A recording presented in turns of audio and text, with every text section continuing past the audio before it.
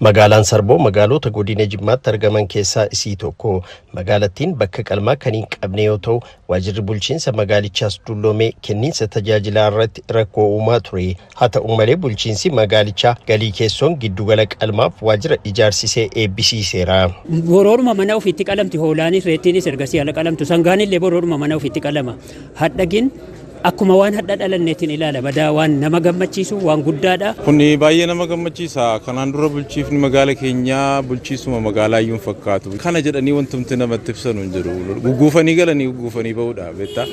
Amma immoo waajjirri kana fakkaatu nu ijaaramuudhaa fi baay'ee itti gammanna. Qindoominni geggeessitootaaf uummata gidduu jiru hojiiwwan hojjetamaniif bu'uura ta'uu isaati jiraattonni magaalichaa kan himan. Kanaafis qindoomina kana itti fufsiisuun rakkoolee daandii keessoof sarara ibsaa magaalattiin qabdu hiikuun murteessaa akka ta'e eeruudhaan. Dubartii tuun jedhamin dhiira tuun jedhamin walitti dhufeenya guddaa jira. Wantumti amma si'atee kana fide walitti dhufeensa waliin mari'atamaa waan irraa wal dhowwuun barbaachisu walitti mamee wal deebifama.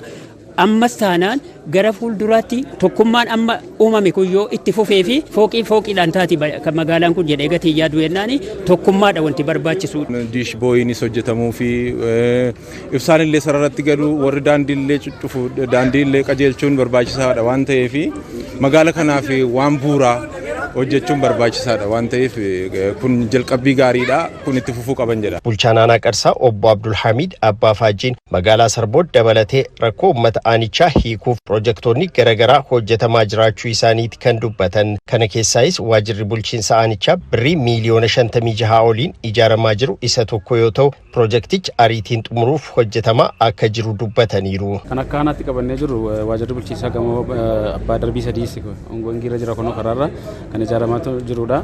Innis naannoo parsantaa 50 olii irra ga'ee jira jechuudha. Yeroo ammaa piroojektii kana bara dhufu isas xumurree hin eebbisiisna waan jedhu qabna. Kan biraan piroojektii dhaloota lammaffaati kan jalqabamee jiru. Innis parsantaa 33 irra ga'ee jira.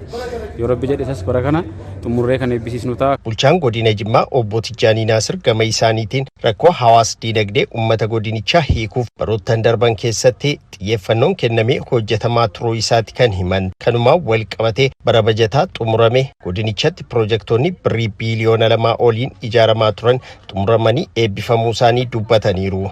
Piroojektii 135 wal marsaa tokkoffaa eebbisiifnee turre. Amma gin piroojektiin nu eebbisaa turre yoo xiqqaate gara birrii biiliyoona 2 ol jechaadha. Waggoottan darban keessatti. Amma marsaa lammataati kuni.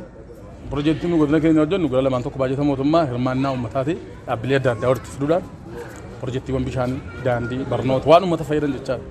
Keessattuu gaafiin uummata keenyaa bu'uuraalee misoomaa seektaroota hiyyummaa xiqqeessanu keessatti mootummaan keenya xiyyeeffatee piroojektii guddaa hojjetaa ture jechaadha. Aanaa Qarsaa magaalaa Sarbootti eebba piroojektotaan dabalatatti harka qalleeyyiif deeggarsi garaagaraa taasifameera. Kunis aanolee godinichaa maraaf fakkeenya akka ta'uudha obbo Tijjaaniin kan himan. Mana barumsaa bu'uura boruu guyyaadhaa kan jalqabsiin karaa biraatiin dargaggoo hojiitti galchuu qeeraa eebbisiisuu magaaluma kana keessatti daftara ijoollee harka qalleeyyii maatiin qabnu. Ummata keenya murakkatee bakkee aduudhaan galkan bokkaan cabbii rukutamu immoo uffannaa irraa kaasee nyaata jiraa irraa kaasee mana illee bakkeedhaa ol galchuudhaa kaasee guyyaadhaa aanaan Qarsaa waan gurguddaasaa fakkeenyummaan jira.